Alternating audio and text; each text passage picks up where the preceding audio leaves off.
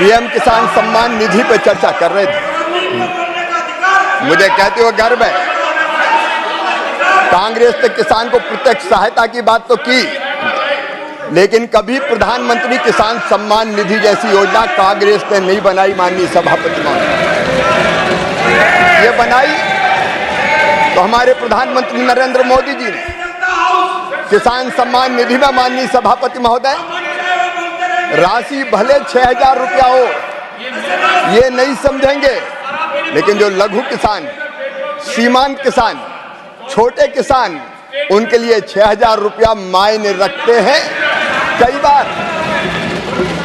कई बार माननीय सभापति महोदय किसान को आदान के लिए, छोटी छोटी जरूरतें पूरी करने के लिए छोटी राशि की जरूरत पड़ती थी, और जब पैसा नहीं होता था तो उसको ऊंची ब्याज की दरों पर लेना पड़ता था। इस किसान सम्मान निधि के कारण किसान स्वावलंबी भी हुआ है, किसान सशक्त भी हुआ है, और किसान का सम्मान भी बढ़ा है। यह किसान का सम्मान देख नहीं सकते माननीय सभापति महोदय। एक रिपोर्ट माननीय सभापति महोदय, जो हमारी नहीं है, अंतर्राष्ट्रीय खाद्य नीति अनुसंधान संस्थान की है, एक स्वतंत्र अध्ययन के अनुसार पीएम किसान योजना के तहत वितरित धनराशि ने ग्रामीण आर्थिक विकास में उत्प्रेरक का काम किया है, किसानों के लिए ऋण संबंधी बाधाओं से मुक्त किया है और कृषि क्षेत्र में निवेश को बढ़ाया है। इस योजना ने किसान की जोखिम लेने की क्षमता को भी बढ़ाया है, जिससे वे कृषि क्षेत्र में संभावित रूप से अधिक उत्पादक निवेश करने में सक्षम हुए हैं। माननीय सभापति महोदय, माननीय किसान महोदय, माननीय सभापति महोदय, मैंने कहा था मुझे छेड़ो मत, अगर छेड़ोगे तो छोड़ूंगा नहीं। ये किसान गोलियों की बात कर रही है।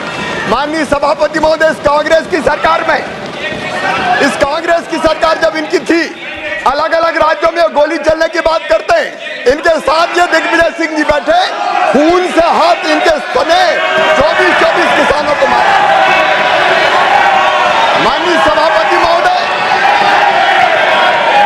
मैं केवल विषय पर बोलना चाहता था। आप क्यों खड़े? अब इन्हें छेड़ा है, अब इन्हें छेड़ा दिए। सुन ले मंत्री जी को। 1986 में जब कांग्रेस की सरकार बिहार में थी, 23 किसानों की मौत गोलीबारी से हुई थी इनकी सरकार। 1988 में दिल्ली में श्रीमती इंदिरा गांधी जी के पुण्यतिथि पर किसानों पर गोली चलाई गई। माननीय सभापति महोदय, उसमें 2 किसान मारे गए। 1988 में मेरठ में इन किसानों पे फायरिंग की, 5 किसान मारे गए। 23 अगस्त 1995, अब सुन के जाओ, दम है तो सुन के जाओ मंत्री जी, सुन के जाओ। 23 अगस्त 1995 हरियाणा में गोली चलाई, 6 किसान मारे गए। 12 जनवरी 1998 मुल्ताई में किसानों पर गोली चली, कांग्रेस की सरकार थी, 24 किसान मारे गए। नंदीग्राम आंध्र प्रदेश में 2010 में 2 किसान मारे गए। 8 मई माननीय मंत्री जी, माननीय सभापति जी, मैंने कहा था मैं शालीनता से बात करना चाहता हूँ। एक सेकंड बैठिए, स्थान ग्रहण कीजिए। लेकिन ये छेड़ेंगे तो मैं छोड़ूंगा नहीं। माननीय मंत्री जी, स्थान ग्रहण कीजिए, स्थान ग्रहण कीजिए। माननीय सदस्यगण, ये दुर्भाग्यपूर्ण भी है और दर्दनाक भी है। किसान वर्ग देश का सबसे महत्वपूर्ण वर्ग है। उस वर्ग के बारे में जब चर्चा हो रही है तो हर सदस्य का ये मौलिक कर्तव्य है कि वो चर्चा में गंभीरता से भाग ले। मैंने इस विषय पर चर्चा को जिसने जितना समय मांगा उतना दिया, और मुझे उम्मीद थी कि सरकार का पक्ष सुनकर यदि कोई बात निकलेगी तो कानून के तहत मुद्दा उठाया जाएगा। जो व्यवधान पैदा किया गया है वो नियमों के विपरीत है। जो व्यवधान पैदा किया गया है, मेरे निर्देश के बाद वो शासन की अवहेलना है। ये अत्यंत गंभीर है। माननीय सदस्य रणदीप सुरजेवाला जी ने, जिन्होंने चर्चा की शुरुआत की थी, आज मुझे दुखी मन से कहना पड़ रहा है, किसान के हित को तिलांजलि देते हुए, संजीदगी का परित्याग करते हुए माननीय मंत्री जी के भाषण में अवरोध पैदा करने का जो प्रयास किया, उसका मैं खंडन करता हूं, प्रतिकार करता हूं, निंदा करता हूं। दूसरा, मैं सदन के सभी सदस्यों से आग्रह भी करूंगा, जब एक कोने से कोई व्यवधान पैदा होता है तो बिना मेरी तरफ देखे हुए, बिना आसन की व्यवस्था का इंतजार किए हुए दूसरे कोने से व्यवधान हो जाता है। इधर से कोई बोल रहा है तो उधर व्यवधान हो जाता है, उधर से कोई बोल रहा है तो इधर से भी हो जाता है। मेरा आपसे आग्रह रहेगा, सदन में चर्चा को सार्थक बनाइए, जन कल्याण के लिए बनाइए। यही हमारा उत्तरदायित्व है। लोग हमको देख रहे हैं और सदन की कार्यवाही में, गुणवत्ता में तो निरंतर कमी आ रही है। लोग हमारी तरफ अब आदर की तरफ से नहीं देखते। लोग ये नहीं देखते कि सदन में क्या चर्चा हो रही है। मेरा आपसे हाथ जोड़कर आग्रह है, इस सदन को, इसकी पवित्रता को संरक्षण दें। सर्जन बाद में होगा जब एक बार संरक्षण देंगे। माननीय मंत्री जी, अपना बयान जारी रखें। माननीय सभापति महोदय, इस सदन में किसानों पर चर्चा हो रही है और किसान भी इसको ध्यान से सुनते हैं। मैं पूरी गंभीरता से अपनी बात पूरी करना चाहता हूं, लेकिन मैं जब कृषि मंत्री बना माननीय सभापति महोदय, तो मुझे लगा कि मुझे जितने प्रधानमंत्री भारत में आज तक हुए हैं उन सबके भाषणों को पढ़ना चाहिए। और सबसे महत्वपूर्ण भाषण होता है 15 अगस्त का, स्वतंत्रता दिवस का, लाल किले की प्राचीर से। मैंने सोचा किसानों के लिए किस प्रधानमंत्री जी ने क्या कहा। आज मैं दुख के साथ ये तथ्य उद्घाटित कर रहा हूं, जब मैंने वो भाषण पढ़े तो मैं हैरत में रह गया, हैरान हो गया। मैंने जो उस दिन कहा था, कांग्रेस की प्राथमिकता किसान नहीं है। स्वर्गीय पंडित जवाहरलाल नेहरू जी, उनका आदर करता हूं, लेकिन उनके भाषण मैंने 15 अगस्त के सारे भाषण पढ़े। 1947 एक बार किसान का नाम नहीं लिया, 48 में एक बार, 49 में नहीं लिया, 50 में नहीं लिया, 51 में नहीं लिया, 52 में नहीं लिया, 53 में नहीं लिया, 54 में नहीं लिया, 55 में नहीं लिया, 56 में नहीं लिया, 57 में नहीं लिया, 58 में नहीं लिया, 59 में नहीं लिया, 60 में नहीं लिया, 61 में नहीं लिया। किसान शब्द नहीं आया। ये मैं पढ़ के कह रहा हूं माननीय सभापति महोदय, किसान शब्द नहीं आया। यह आपकी प्राथमिकता है। माननीय सभापति महोदय, स्वर्गीय इंदिरा गांधी जी, मैं हर एक की गरिमा का सम्मान करता हूं, कभी किसी के सम्मान को ठेस पहुंचाने वाली भाषा बोलने का मैं आदी नहीं हूं, लेकिन मैंने उनके भाषण भी पढ़े। 66 में 2 बार, 67 में 1 बार, 68 में 3 बार, 69 में 3 बार, 70 में 1 बार, 71 में, 72 में लिया नहीं, 73 में 2 बार, लेकिन कैजुअली, कोई नीति नहीं, कोई पॉलिसी की बात नहीं करी। 75 में, 76 में, 80 में 1-2 बार कैजुअल नाम दिया। स्वर्गीय राजीव जी, उनकी प्राथमिकता भी कभी किसान नहीं रहा, कांग्रेस की प्राथमिकता किसान नहीं रहा। और जब हमारे नेता नरेंद्र मोदी भारत के प्रधानमंत्री बने, मैंने उनके भाषण पढ़े। 2014 में 6 बार, 15 में 23 बार, 2016 में 31 बार, 2017 में 20 बार, 18 में 17 बार, 19 में 17 बार, 20 में 17 बार, 21 में 15 बार। अब भाषण उठा के देख, किसान का नाम, खेती को प्राथमिकता। और माननीय सभापति महोदय, जो बात दिल में होती है जवान पे वही आती है। इनके दिल में किसान नहीं था, नरेंद्र मोदी जी के दिल में किसान था, इसलिए जुबान पे किसान बार बार आता। और मैं एक बात और कह के अपनी बात फिर किसान पर ही केंद्रित करूंगा। मुझे किसी को गाली देना अच्छा नहीं लगता, मैं कभी आलोचनाओं में विश्वास नहीं करता, लेकिन नाटक से किसान की जिंदगी नहीं बदलेगी। माननीय सभापति महोदय, एक नेता जिन्होंने बड़ी यात्राएं निकाली, बड़ी बड़ी यात्राएं, उस यात्रा के दौरान माननीय सभापति महोदय हरियाणा गए, सोनीपत रियल दिखने के लिए रील बनाई। खेत में एक पुराना वीडियो देख रहा था मैं, सभापति महोदय 2023 का वीडियो है सोनीपत का। अचानक एक खेत में पहुंच जाते हैं, किसानों से ज्यादा वहां कैमरामैन थे, कैमरे पहले से फिक्स थे, कहां फोकस किए जाएंगे ये तय था। दो लोग पकड़ के उनको खेत में ले जा रहे हैं।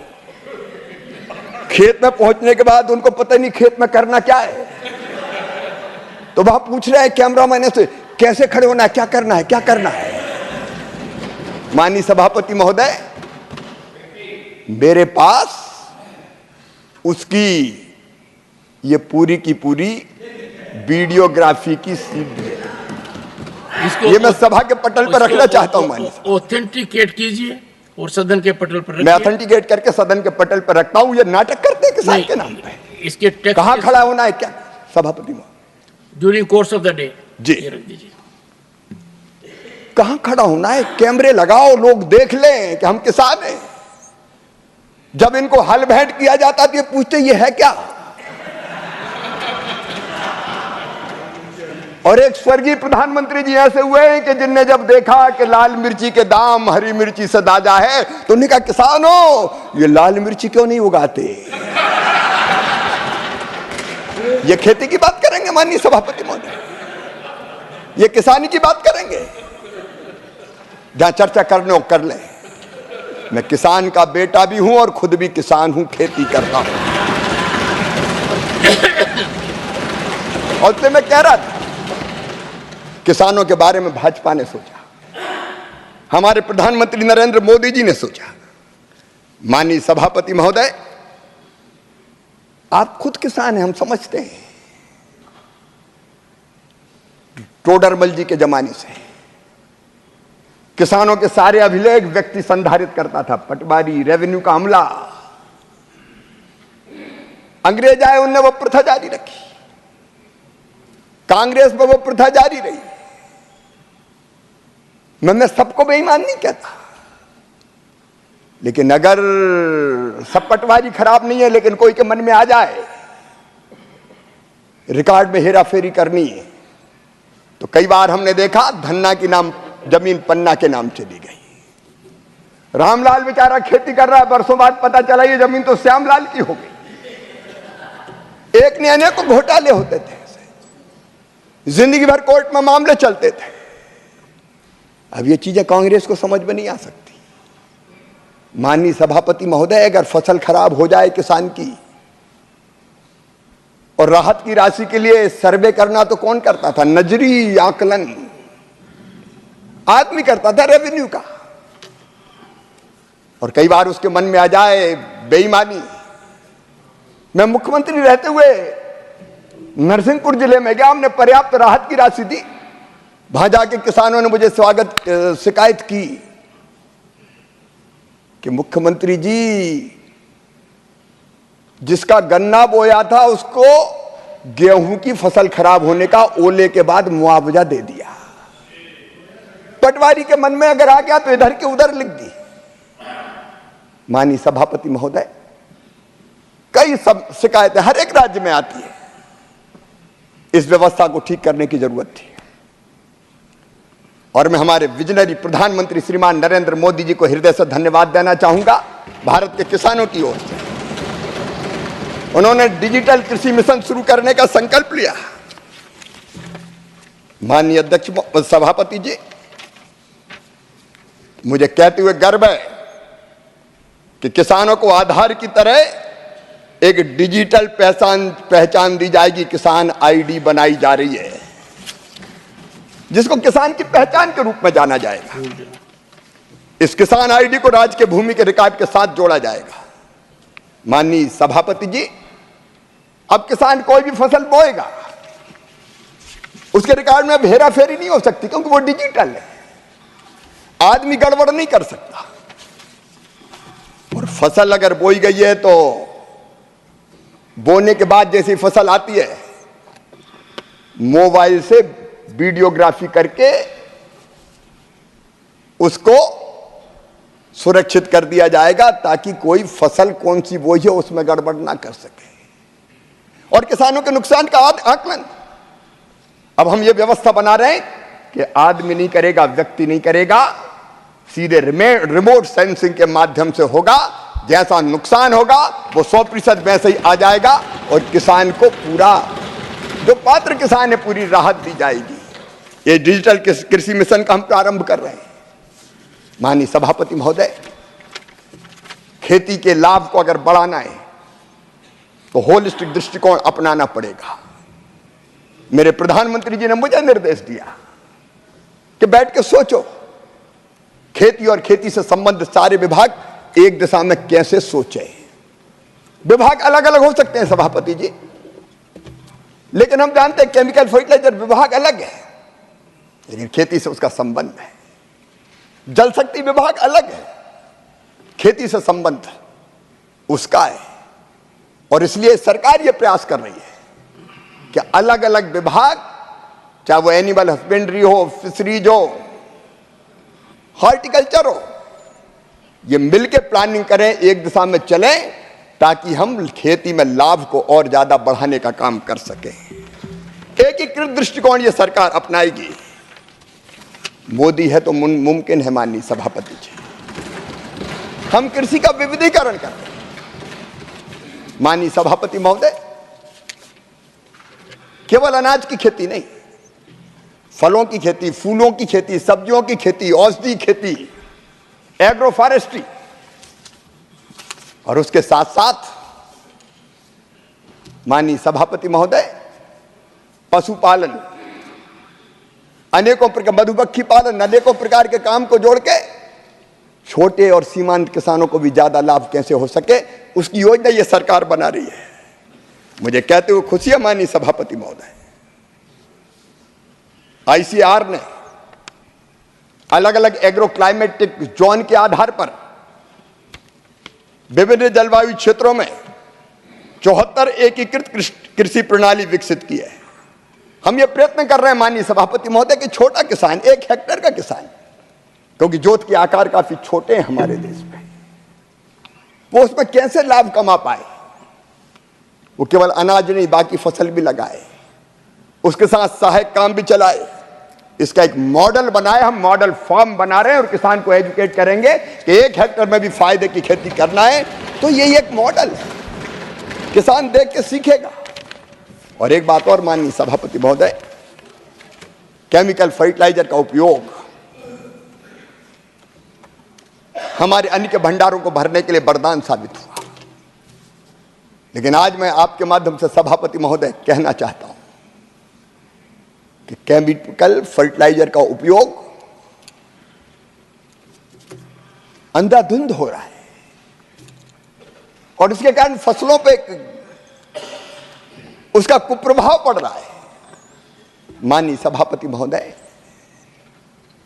मैं थोड़ी तकलीफ के साथ कहना चाहता हूं, केमिकल फर्टिलाइजर जरूरी है, लेकिन एक सीमा से अधिक उपयोग हमारी फसलों को भी खराब करता है। कई राज्य ऐसे हैं कि कैंसर एक्सप्रेस जैसी ट्रेनें चल जाती है और हमारी भूमि के स्वास्थ्य को भी खराब कर रहा है। उर्वरा शक्ति कम हो रही है, मित्र कीट मारे जा रहे हैं। सभापति महोदय, इस समय बरसात के समय हम देखते थे, एक जमाने में जो गांव में रहते कितने केंचुए आते थे। ये केंचुए सबसे बड़े उर्वरक हैं। ये धरती में नीचे जाते थे, ऊपर आते थे, उर्वर बनाते थे और वो मिट्टी खाते थे और मिट्टी जब बाहर देते थे तो वो भी खाद का काम करती थी। अब कैचवे समाप्त हो गए, अब समय आ गया है। मैं प्राकृतिक खेती के बहुत विस्तार में नहीं जाऊंगा, लेकिन समय आ गया है तब हमको उत्पादन बनाए रखते हुए, उत्पादन बढ़ाते हुए हमको सोचना पड़ेगा प्राकृतिक खेती के बारे में। मैं प्रधानमंत्री नरेंद्र मोदी जी की तरफ जानता हूं। मैं थोड़ा सा समय और लेना चाहूंगा माननीय सभापति महोदय। माननीय सभापति महोदय, एक दिन प्रधानमंत्री जी, जब मैं मुख्यमंत्री था, मुझे फोन किया।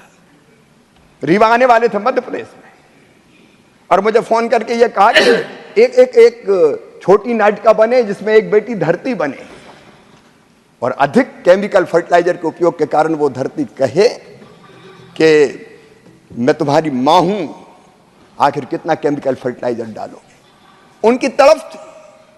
और इसलिए माननीय सभापति महोदय, मुझे कहते हुए प्रसन्नता है कि हम प्राकृतिक खेती को भी प्रारंभ कर रहे हैं। प्राकृतिक खेती मिशन इस सरकार ने बनाया। प्राकृतिक खेती का अर्थ यह नहीं है कि सारी की सारी जमीन पर किसान प्राकृतिक खेती करे। प्राकृतिक खेती के कई सफल प्रयोग हुए हैं। गुजरात के राज्यपाल देवव्रत जी ने अनेकों प्रयोग किए। कई राज्यों में किसान प्राकृतिक खेती कर रहे हैं, और इसलिए अब धीरे धीरे 1 करोड़ किसानों को सेंसिटाइज करेंगे, जागरण करेंगे। उनमें से 18,75,000 किसानों से जो ट्रेंड होंगे प्राकृतिक खेती में पहले लाएंगे। 7.5 लाख हेक्टेयर जमीन में हम प्रारंभ करेंगे, पूरी जमीन में। और मैं किसानों से आह्वान करना चाहता हूं कि धरती मां के स्वास्थ्य को बनाए रखने के लिए पूरी जमीन में नहीं, अगर 5 एकड़ है तो 1 एकड़, 2 एकड़ है तो आधे एकड़ में हम करके देखें। वैज्ञानिक ये सिद्ध कर रहे हैं कि प्राकृतिक खेती से पैदा हुए उत्पाद बहुत पोषक होते हैं, पोषण भी देते हैं, और धरती के स्वास्थ्य को भी ठीक करते हैं, और उत्पादन भी नहीं घटता। इसलिए वैल्यू एडिशन, इसलिए माननीय सभापति महोदय, प्राकृतिक खेती की तरफ ध्यान। माननीय सभापति महोदय, कृषि में हमें निर्यात को बढ़ाना है। अभी भारत का निर्यात है लगभग 2%। इसको लगातार 10 साल में बढ़ा है। मुझे कहते हुए गर्व है, मोदी जी के नेतृत्व में ये लगातार बढ़ा है। माननीय सभापति महोदय, 10 साल में चावल का निर्यात 17,749 करोड़ रुपए से बढ़ के 51,096 करोड़ रुपया हो गया है। मसालों का निर्यात 15,140 करोड़ था, बढ़ के 30,418 करोड़ रुपया हो गया है। मूंगफली का निर्यात 3,187 करोड़ से बढ़ के 6,735 करोड़ रुपया हो गया है। चीनी का निर्यात 7,178 करोड़ रुपए से बढ़ के 46,310 करोड़ रुपया हो गया है। और इसलिए माननीय सभापति महोदय, अपार संभावनाएं निर्यात की है। यह सरकार उनका दोहन करेगी और हमारे किसानों को ज्यादा लाभ मिले, इसमें कोई कसर नहीं छोड़ेगी। माननीय सभापति जी, कृषि विज्ञान केंद्र किसान को और विज्ञान को जोड़ने के लिए बनाए। मैं तो आपके माध्यम से निवेदन करना चाहूंगा सारे माननीय सांसदों से, चाहे लोकसभा के हो, राज्यसभा के हो, तो एक बार कृषि विज्ञान केंद्र जरूर जाए, वहां के काम में भागीदारी करे, हिस्सेदारी करे। आखिर रिसर्च जो साइंटिस्ट करते हैं लैब में, उस लैब के रिसर्च को लैंड तक ले जाना पड़ेगा, किसान के बीच में, और उसी की भाषा में ले जाना पड़ेगा। और इसलिए कृषि विज्ञान केंद्र अत्यंत महत्वपूर्ण है। माननीय सभापति जी, मैं बहुत संक्षेप में इस सरकार के बहुत संक्षेप में विजन को जरूर रखना चाहता हूं।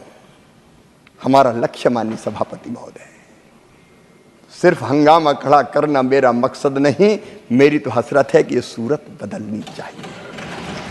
मोदी जी इस विजन से काम कर रहे हैं, और इसलिए उस विजन को प्रकट करना, सामने वालों को तो विजन से कोई मतलब है नहीं, इसलिए वो यहां है भी नहीं, वो खेती में कहीं होंगे भी नहीं।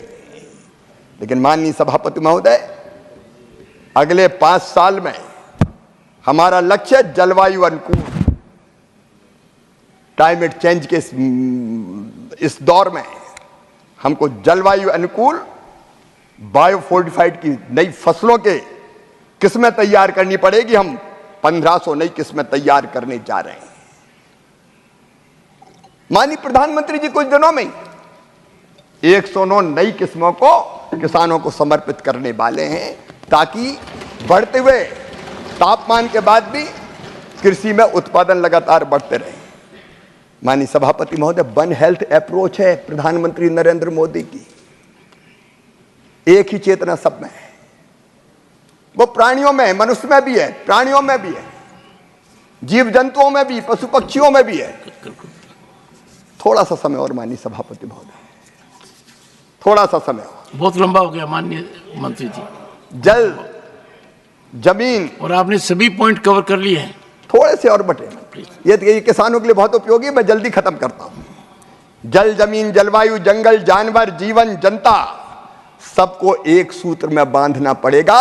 अगर पौधे और पशु स्वस्थ है तो मनुष्य भी स्वस्थ होगा। इस भाव को अगर जाना तो नरेंद्र मोदी और भारतीय जनता पार्टी की सरकार ने जाना। हम सबके हित परस्पर जुड़े हुए हैं और इसलिए भारत में कहा प्राणियों में सद्भावना हो और विश्व का कल्याण हो, से अप्रोच को ध्यान में रखते हुए हम हमारी 15 एडवांस डिसीज डायग्नोस्टिक किट विकसित कर रहे हैं। 5 साल में माननीय सभापति महोदय, हम 18,000 करोड़ रुपए की लागत से 100 एक्सपोर्ट ओरिएंटेड बागवानी क्लस्टर बनाएंगे। आधुनिक पोस्ट हार्वेस्ट इंफ्रास्ट्रक्चर के विकास के लिए 1,40,000 करोड़ रुपए का भूतपूर्व निवेश हम कर रहे हैं। किसानों के लिए मंडी तक पहुंच को बेहतर बनाने के लिए 1500 अतिरिक्त मंडियों का एकीकरण किया जाएगा। मैं बहुत जल्दी अपनी बात समाप्त कर रहा हूं माननीय सभापति जी।